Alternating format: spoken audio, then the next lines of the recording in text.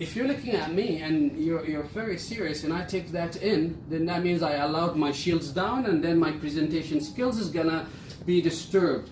And it all relates back to first thing I said. What is your definition of crazy?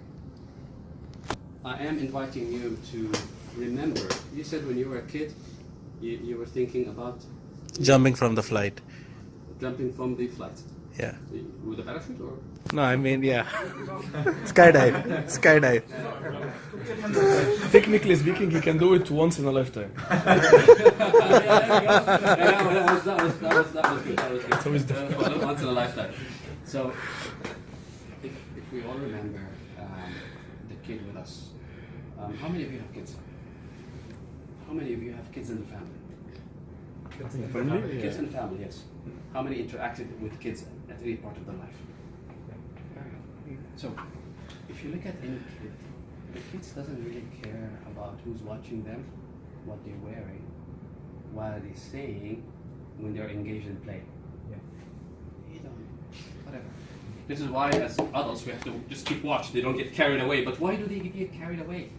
Because they're kids. They don't comprehend whatever we learn later on. I'm not saying survival skills. I'm talking about being in touch with yourself. When we grow up a little bit more and we become, we have a beard, we have the suits, we have the ties, and we have, whether we have a loan or whether we have a car, we get boxed in a certain way that we have to apply. But I guess that every single one of you in this room, and correct me if I'm wrong, and if I'm wrong, I'm not going to speak anymore. That's a good challenge.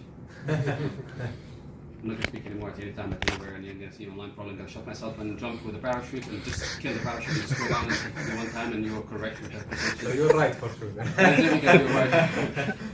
It's like, you remind me of PUBG, the game, like Fortnite and stuff. Have you guys played this? Fortnite, Jabber is not here. It's crazy. I've been playing it for a while now. It's amazing. It's just nuts. Every one of us here, at some point in their life, even your adult life, probably in the past month or in the past year, you did forget the surroundings and you engaged in some sort of a play which relates to you, like a kid. You either were playing with a kid and you totally forget everything else and you have the kid and you're playing with the kid, or you're playing a game, or you're talking to someone, or you said a silly joke, or you connected with someone on a level that it's nothing to do with suits and stuff. Am I? Yeah, Yes. you're right, 100%. So why do we have these glimpses? Why do we have this little parts of us being kids, but most of the time of our life we are in suits? Why cannot we both at the same time become both? We have disconnected them from each other. It can be. Why? We thought that you cannot become act as a child while you are formal, yeah? Which is a myth. Do you all agree? Acting as a child, do you all agree that when you're formal you should not act as a child? This is a myth, this is wrong. Yeah. Yes. We developed it, yeah, but it's wrong. Do you think it's wrong? How many agree it's wrong, or do we, when we are in a formal positioning, we should never act as a child, or like get the child? I mean, we keep the child disconnected. So I'll rephrase the question: if you are in a formal setup like today, are you allowed? Do you allow yourself to become the child, or you better off keep the child till your business working hours are done? Which one is it? If you're acting as a child, stand up. If you think you should act as a child, I am proud of it. okay. I like to balance. It's either pick one. Balance means that sometimes the child comes up. No, I mean respect Sometimes the it comes place from me. and also be a child. If the child doesn't come up, sit down. Sure, it comes from me. All right. What about the rest? You agree that you want to be like, you're still thinking about it. I see you're settled. That in your business. He's head of Sharia audit, he cannot act like All right. An old beer. You are even more than that. Not him. He's not a child. بلاش خالد. I mean, this is on camera. Probably I don't care if it goes around. It goes. Center, so it doesn't fall. Well, guess what? If it falls off and I fell down, everybody promised me to clap. Enjoy that. The thing about it is that it doesn't make you. We have masks in all of us, and these masks comes in what people think about us, what people think we might look stupid or silly. I don't care. I don't care less what anyone of you or anybody outside thinks I'm silly. I did not share the two things that about me that I like or amazed. I like to walk barefoot, especially after I do my workout. Take off my shoes, walk around barefoot to my car, and if I have to go to a mall or a supermarket, you can see me walking barefoot sometimes. And I couldn't care less. It's because I ground with earth, and the second thing, I like it. I'm not showing up, but I like it. And the second part, it amazes me how your mental state, what you think over here, dictates everything about your existence. There is absolutely nothing wrong of you being in a business environment and act business-wise. But there is a lot of fun and there is a lot of transcending levels when you bring in the child with you, because when you do that, people connect with you. People feel that there is something different about you, because honestly, there is something different about you and about you and you and you and you. And if you need to only to allow it, and the only way to do that is be really, because honestly, how much long, how, like 120 years, we're gonna live 120 years? Like, let's say, do we all agree in 120 years, none of this gonna matter? Yes. Yes. Yes. 100%. This meeting is just, it's not gonna matter. And even if I fall off from this table now, it's not gonna matter. It probably is gonna be somewhere on YouTube or BlazeTube or whatever it's gonna be then, but we're gonna cease to exist in 120 years from now. So the question is, do you want to spend that time really rethinking how you want to really become as a person, or do you want to stay in that? I'm not saying it's wrong. By the way, again, nothing right or wrong. It's up to you, but it's just an invitation to go a little bit nuts when it comes to yourself. Because guess what? You find there's different feelings. I will not even begin to explain it when you become you, when you become connected with yourself. And this is why when you go on stage and talk and you don't care about how people think, I mean, whether this is a paid gig or not for me, whether this is a paid presentation or not, the delivery is the same. It's not because, for example, if I contracted and we have a deal, Yeah. I promise you, it probably is going to be even more nuts, because at the end of the day, I value with one thing, and this is how my mechanism works. I'm delivering who I am, and you've seen already who I am. Let's say, for example, if you're my client and all my clients see who I am, and this is who I am, I'm not going to change that for anything, because this is how stuff comes out. And at the end of the day, you take back your check, and no harm done. But at least, if it's not 70, it's less. Even if it's 10% of the people who got part of what I say, I did my job.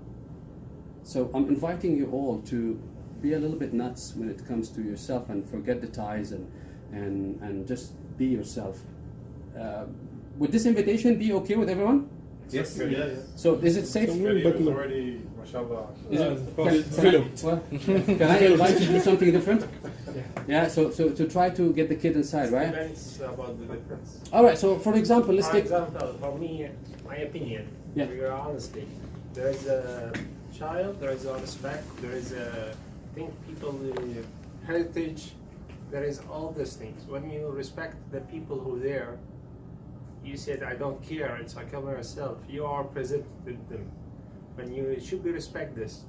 When you see the respect from them, they respect you. Yeah, of course. Yeah. 100% agree. And the child, what we know, even in Sharia and Islam, child is doing crazy thing. Without respect and respect, we will not even in Quran and child, there is no any sent for him or something. Good thing. Agree. Yeah. 100%. The good things, when you get the adult, you get everything you do it. You should be see what other to respect them and what it be. This is what my opinion, Actually, I'm agreeing with 100% of what you said. 100%, 110% of what he says, which is when you're a child, yes, you're as a kid, you're not being judged if you did a sin or something, which is we're not talking about that level. We're not talking about getting a lollipop and just I'm not talking about that. And the second thing, I'm not talking as well about not respecting, because when I say I don't care less how people think of me, I didn't say I didn't care about you. I truly don't care about what other people think of me when I do something like this, for example, because I'm not harming, as long as you are not offending someone, or again touching on culture. Yes. Yeah. For example, we're in Sharia, all right? You get a speaker, who comes and speak about girlfriends, boyfriends, and having fun somewhere else and stuff. I mean, Yeah, it's different, but it's life. so For me, yeah, it's, but even so, it's not appropriate. Yeah, exactly. So understanding the audience makes a big difference, but it does not cancels the kid inside you, because the kid needs to be there at all time. Maybe you don't agree with that, though I agree with 100% what you said, but without the playful part in life, or trying to put Like those songs, and you know, the play for part. yeah, so yeah, it doesn't bother me a bit. And if you want to go online and put the camera on, it doesn't bother me, because at the end, I'm not here to please anybody or everyone. I'm here to pass a message. You might pick something from it. It's an invitation to think about it a little bit differently. You know, there is nothing wrong of being who you are, because who being a kid, bringing the kid, because at the end of the day, if the kid is you. So again, it's not the lollipop example, but it's you're becoming you. There's nothing wrong with what I'm doing right now. What I'm doing right now. I don't think I'm, Shall we you come know. on top of it? Not about If you want to, yes. If you want to, it's up to you. If you want to come on the table, come. Yes, absolutely. That requires agility, so, So- some of us so- might not have it. Prophet himself asked the whole group of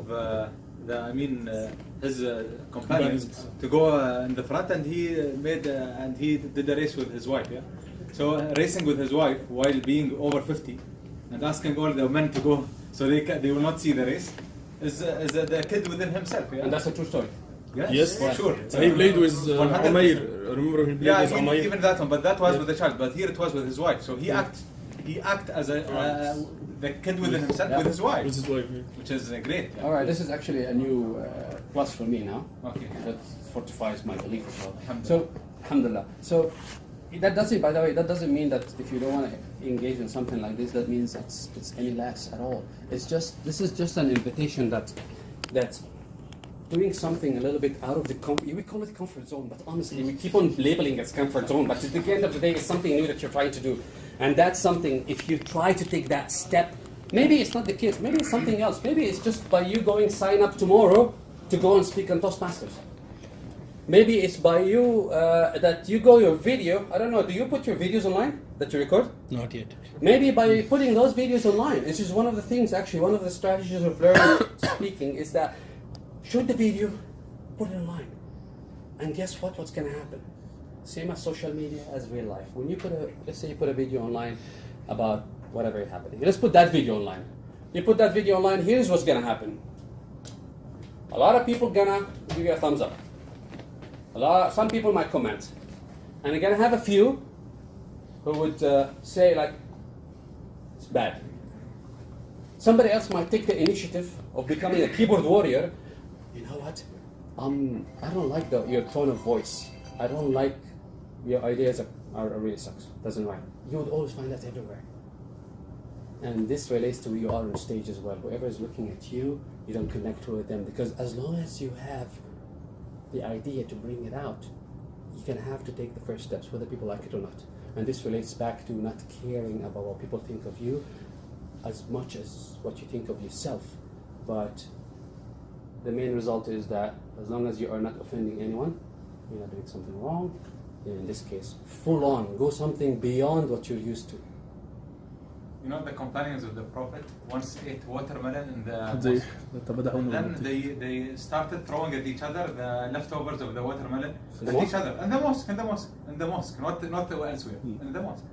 Which means that this does not show any acting child. This is not disrespectful. Not in even the disrespect to the mosque. In the mosque, yes, not somewhere else. Which means this is not acting as a child is not disrespectful even to the mosque, which is the most holy place on earth. That's okay. That's another one. That's actually.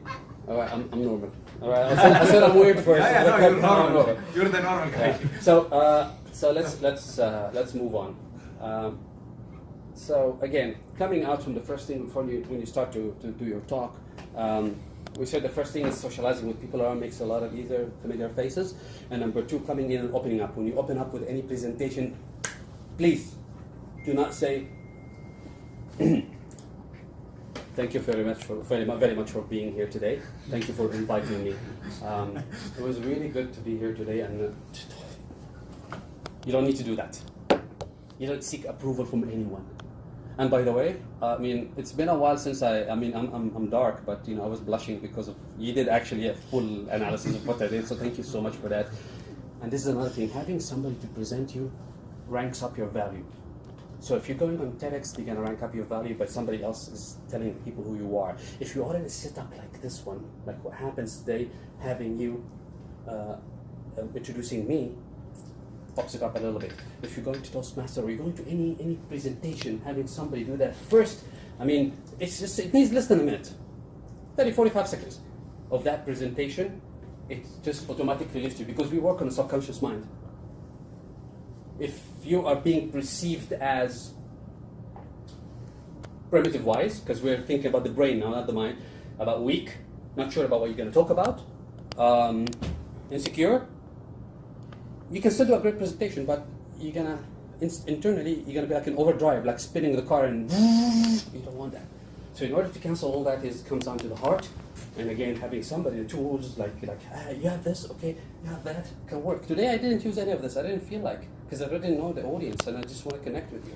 So after that, the opening, the pre-presentation, followed by a question, and that question goes to engage the people. Moving on the people is one of the skills that you might do if you feel that something is stagnant about the energy. Moving on the talk itself, looking into their eyes, smiling, trying to engage with them.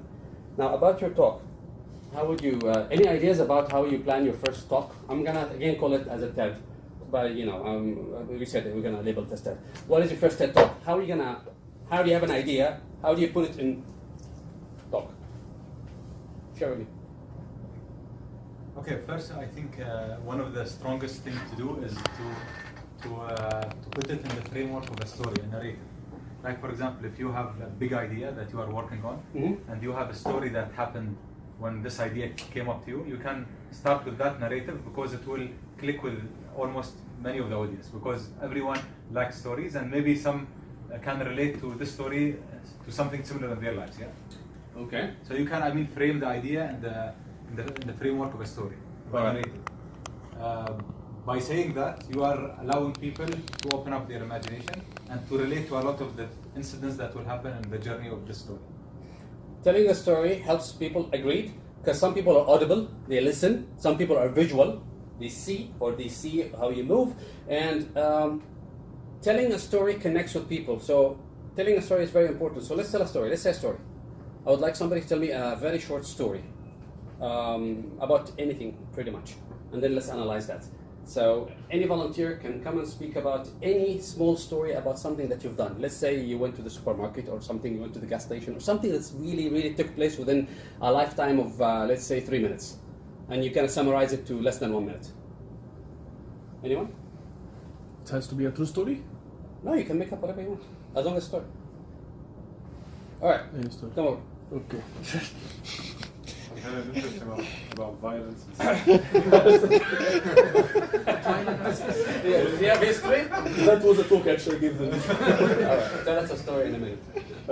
When it was about a young man actually, who loved a little girl in his village for almost 6 years. 3 minutes only, not He loved her for 6 years, but one day actually, the day he decided that he's gonna tell her that he loves her. He went over and knocked on the door and he told her. So what's with the village? It's a small village. Yeah, he lives in a small village. Yes. Yeah. So he loved this girl. Okay. Yeah. So he went to her home, knocked on the door, and he told her that he loves her and he wants to marry her and complete his life with her. However, she rejected him and she shut the door in his face. So he begged her and he told her that seriously, if she rejected him, he will die. Still, she rejected him and he went home and he died. Only 50 years later. That's it. How did he die? No, out of normal after 50 years, that's it. After 50 years. Heart attack. Okay. All right. Awesome. Can we give it a round of applause for Kevin? Thank you. So that's the story. So I'm gonna tell you a story as well. Would you like to listen to a story? Yeah. Yes. Yeah? Yeah. Would you like to listen to a story? Sure. Yeah. Yes. So the story happens in a small village. You know this where you have a small water canals and green palm trees, small huts in the primitive time. Not very primitive, probably where before the internet age. it's a very small village. People love each other. The distance apart, probably this house, the next house is around 300 meters over there. And there was this boy. And the boy is around 6 years old. Well, 10 years old. How old was he? 12. 12. He's about 12 years old. You know, when you have 12 years old, when these guys were at this height and you have the shorts, and even in a village, you still have, they go play around together in groups. But then again, even with the culture of the village, you have girls as well over there, so they can see, you can interact a little bit with the boys. But they were not allowed so much to connect with the boys because of the culture. So this boy particularly, his name is Wa'il.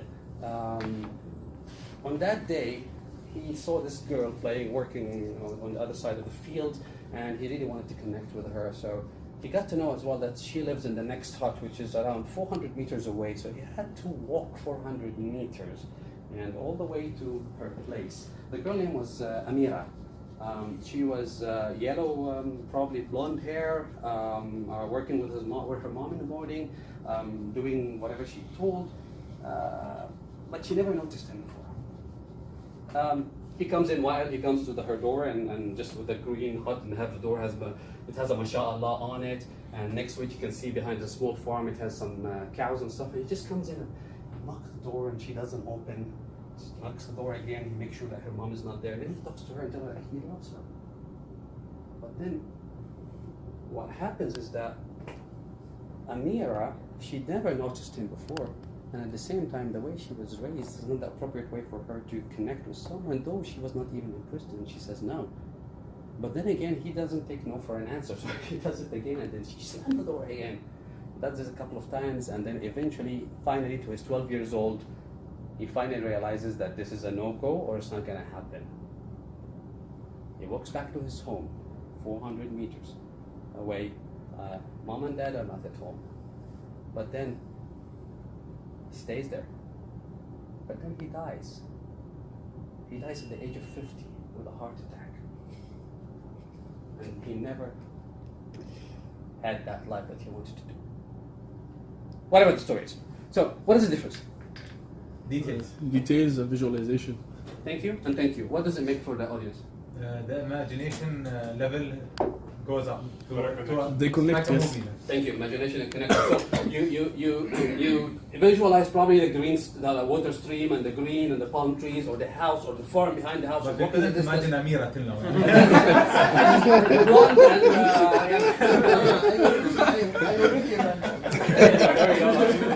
Here's the kid. These are open. So apparently we're not sitting within 100% kiddie environment. So I guess let's just who clapped with me? 1, 2, I do. 3, and 4. So 4 out of everybody clapped. So you know what? Let's just see if they get a clap again with us for this gentleman over there for being kids. All right.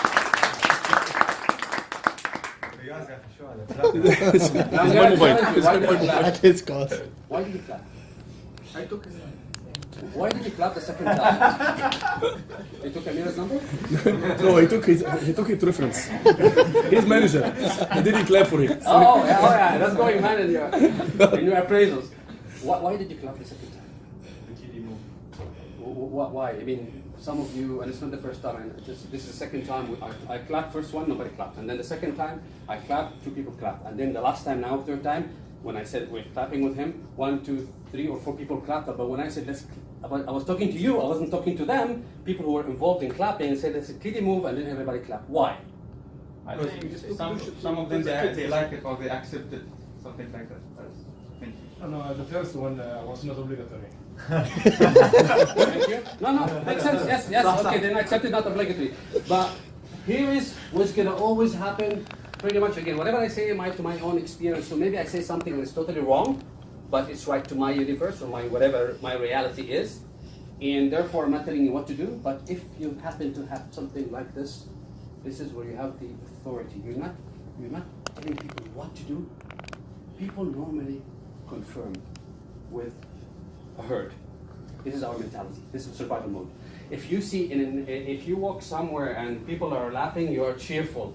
If we're walking in a room and everybody's like this, somehow. If somebody starts something and 2 people picks up, might not all, but everybody else picks up. Sometimes you see when somebody comes on board and on a stage, one person claps, everybody claps.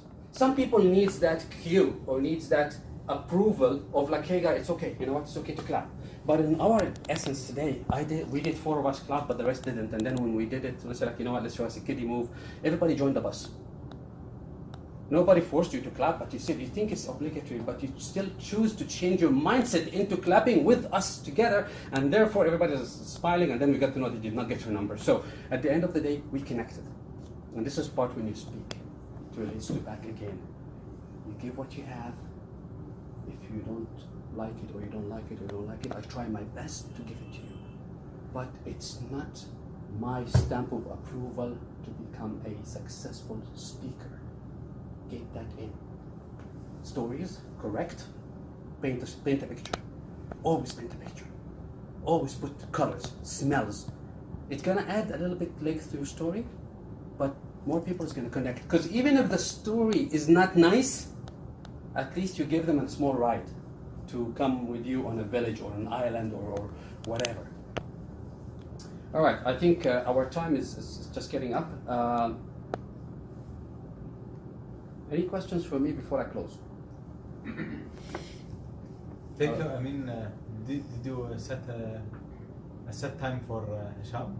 Did you give him like a set time? I mean, the idea was to have a talk for an hour and 1 hour with the brunch. I booked an hour to come and speak. I mean, Okay, you have also other things. Yes. I have an hour.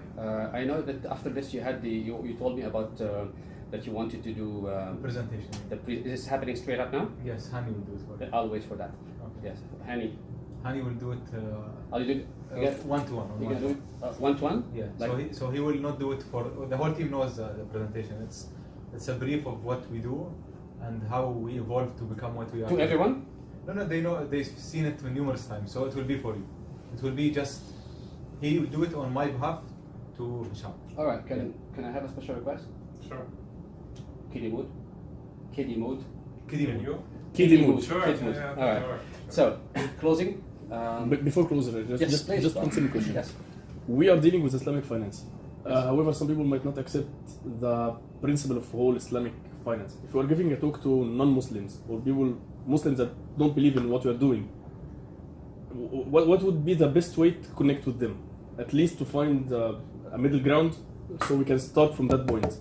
Are you talking to what is the talk about? Is it the talk about the bank, or are you talking about about the Muslim? industry itself? About the industry itself, which is the concept of Islamic finance. Okay, so this comes down to the types of talks. Okay, there is you have a seminar, and the seminar mode, depending on forget the numbers, how many people are sitting. The mode, if it's a seminar mode, the speaker comes on stage, you speak, and you're telling something like a TEDx, but a bit longer. So you're talking about a seminar, we're talking about 4 or 5 hours or half a day, where the speaker comes in and bursts with information to everybody, and people taking notes. That's a seminar. Now, there's another mode, which is the talk. Talk happens like TED Talk. People comes in, and as you can see, people in a TED Talk, they will not interrupt the speaker unless the speaker comes in and dictates how the communication is going to be. So that's a talk. You're coming in to talk. And then you have the workshop. Workshop is that when you come in and talk and give communication back and forth, people trying to learn stuff. And for the workshop, it goes into an idea that you are presenting as doing a workshop. Let's say talk about the power of positivity, for example. It's nothing in your textbooks, nothing in your work. But then again, you have the Islamic fundamentals, the Islamic banking fundamentals. This could be a workshop where you get your training, like trainings and stuff like that. That's another mode. And then you have the random chit chat like we're having today. Today's mode under chat. So you dictates how it's going to be. Now, your question was, how do you come a common ground with people who are non-Muslims or different religions or non-believer or atheist or whatsoever regarding the Islamic banking? So the setup, are those people coming just to speak, just to listen to you speaking or other speakers? Like TikTok, exactly. Are you the only one from Dubai Islamic Bank? Or Yes. somebody? And then the other speakers from different entities? Different entities, yes, sir. And they're not even related to banking industry. All right. Industries. Yes. Very well. So in this case, you already, but you're talking about, sorry, you said different industry, but earlier you said banking. No. I mean giving a TED talk. Yes, giving a TED talk about Islamic banking in a day that I believe no one would be from any banking industry. And then the next talk is something about totally random. Yes, exactly. Very good. When you look about this environment, you will find that those people are coming in to sit on that seat, already conditioned to listen to different speakers. Yeah. So get out of your speaking as a speaker mind, step out of this, project out, and look about the audience. First, know your audience. Your audience is already conditioned to come and sit, and they know that they're going to listen to, what's your name? Kareem. To Kareem about Islamic banking. They know that Hisham is going to be speaking about being crazy. They know that Emma is going to come and speak about healing, or somebody else is going to speak about numbers and finance.